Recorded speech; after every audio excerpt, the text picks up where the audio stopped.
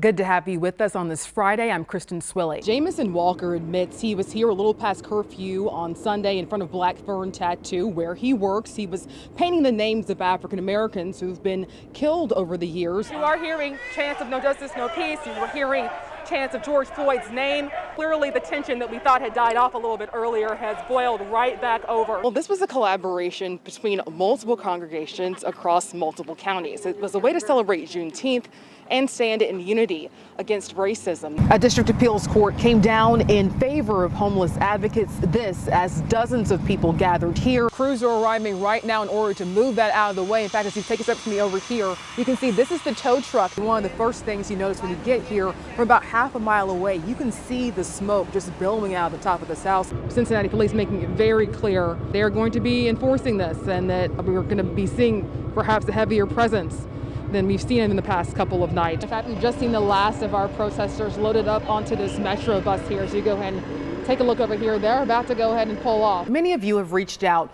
worried you or someone you know may have the coronavirus. So we spoke with the health department and it turns out you have a few options. Union Baptist now has $400,000 in the next 3 years to begin breathing new life into this historic cemetery. Yeah, good evening, guys. It is not unprecedented for poll workers to be here throughout the night, and that will certainly be the case this time. COVID-19 has turned what's already a pretty complicated voting process on its head. Jamison Walker admits he was here a little past curfew on Sunday in front of Blackburn Tattoo, where he works. He was painting the names of African Americans who've been killed over the years on the front window here with the owner's permission, and that is when police arrested him. For Jamison Walker, art is more than skin deep. So when protests began, Walker and his co-workers used the front of their Court Street business to showcase their support. So that we can show the people that we're with them. He says he was nearly done when officers showed up to arrest protesters breaking curfew and walked up to him. Walker says he asked an officer's permission to finish up and thought he was in the clear. He was not. Officers can be heard in the video saying to go inside. Walker says another officer blocked his path. And when I did turn around, they pushed me up against the glass and then pulled out their tasers. It was all emotional. I started crying. I started screaming. Mariah Johnston, who was also outside and was not arrested, recorded the video. This is going to hurt really bad. I'm going to see him in pain, for over, a curfew. I was terrified. Walker was charged with misconduct at an emergency for breaking curfew and spent the night in the Hamilton County Justice Center.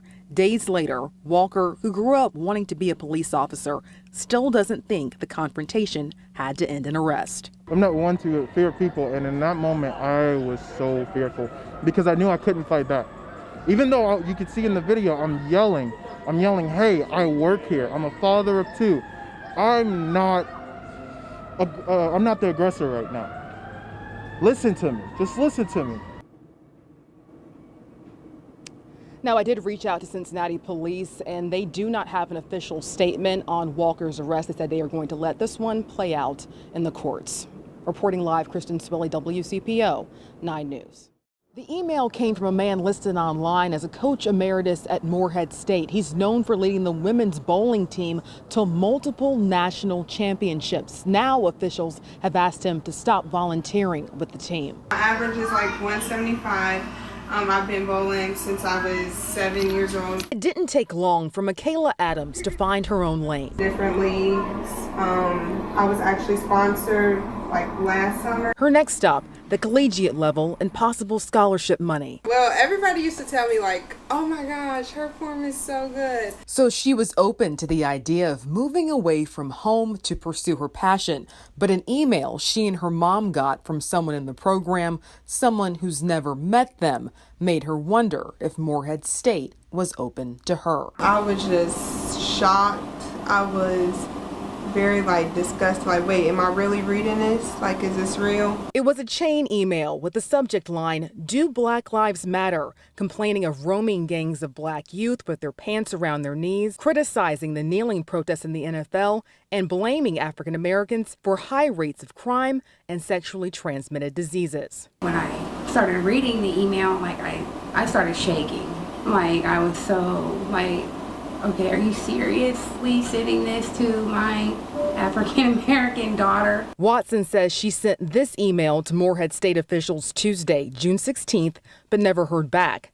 I reached out and got this statement hours later, which reads in part, diversity and inclusion of people and thought are core values of Morehead State University, and we take any report of actions contrary to those values seriously. It goes on to say we will be asking him to discontinue his volunteer work with the bowling team. The university said it was previously unaware of the situation. I was shocked that when you said that you had got a response, I was like, wow, they responded to you. They did not respond to us. Once again, we were made to feel little, like we did not matter. And what was going on did not matter until you, a reporter, then it mattered to them. While the man who sent that email has been asked to walk away and has texted an apology, Michaela doesn't feel comfortable. It could be other people still like him. It could be like people that is still looking at me different and just because my skin color. Morehead State is encouraging Michaela's family to connect with its chief diversity officer. Michaela will make a choice on schools in the next couple of days.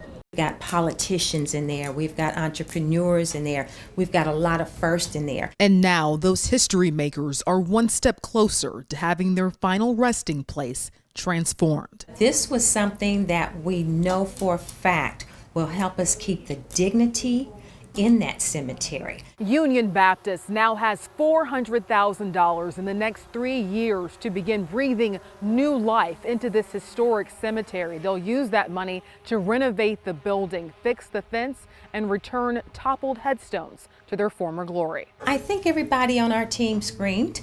I think maybe 2 or 3 days later we called each other and said, I'm still screaming. We first brought you Union Baptist's story in August of 2019, shortly after the cemetery was vandalized. At the time, Union Baptist had a GoFundMe with less than $200. Senator Sherrod Brown's office saw the story and worked with the staff to secure money for renovations. This cemetery, like old church cemeteries all over the country, was falling into disrepair. So we thought maybe we can do something about this. It started with the story that you did, that Kristen Swilley did on WCPO. Brown, city, and county officials visited the grounds, and in November, he introduced a bill to preserve historic cemeteries across the country. I went to a Republican senator from Tennessee, Senator Alexander, and talked about this with him to establish some kind of a network within the National Park Service. That's important, Union Baptist officials say, to help preserve their history and their future. This is not just African American history. This is American history. Expect anything, your hands ready. It's homecoming night at Taft High School. Yeah, game time, baby. And the team is leaving it all on the field. Play for one another. Play for one another. Your last one. But this time, it's not just the seniors saying goodbye. And it means everything to the boys and to the parents and to the fans. It's emotional. I've been here, this is my 11th year here. Long after the lights die down and the bleachers clear, a legacy remains. I think it's an awesome tribute to Dad.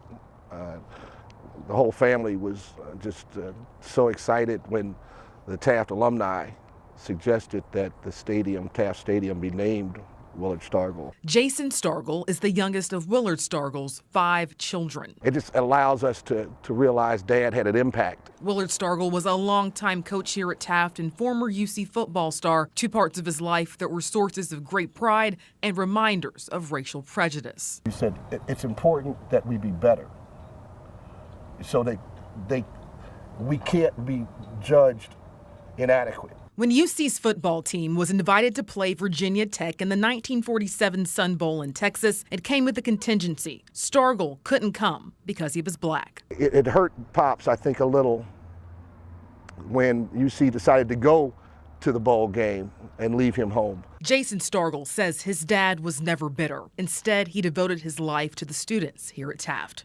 He was an educator, and it wasn't just about the sciences or physical ed. Dad was an educator about life. He was beloved, but never offered the top job. That title went to a white coach. I wasn't even aware of the fact that Dad wasn't the head coach until well into my adult years. But he didn't speak much about anything that tried to hold him down. A legacy solidified with his namesake stadium, built in 2004. Stay away, please. I'm considering somewhere for a soccer is one, because it's not right here. Which is part of why people were so upset. Once that property is paid for, the land, it's a wrap. When they first learned FC Cincinnati's new multi-million-dollar soccer stadium would replace Stargell Stadium, Monica Williams is moving out too. They're letting me stay just to fulfill my catering orders till, end of November, and then I'm out. Her business is feet from Taft High School and will move out to make room for the new stadium's construction. She leases the space and says she was offered $20,000 to move. It's not even a food truck. It gets me maybe 30 days to pay some bills and recoup and find out where I'm gonna go work. FC leadership says they're working with Williams and others about how to move forward. We respect the fact that change has not always been good in the West End and other parts of our community. But, he says, they're trying to retain the neighborhood's character and complexion. Genuinely, we want to be about improving the future. Jason Stargell is pro FC Cincinnati. He's a soccer enthusiast who also wants to protect his father's legacy. He's optimistic about what's to come and what he hopes will remain. Things have always seemed to work out well for Pops and for the family, and just doing the right thing seems to always be fruitful. So we hope, we keep our fingers crossed.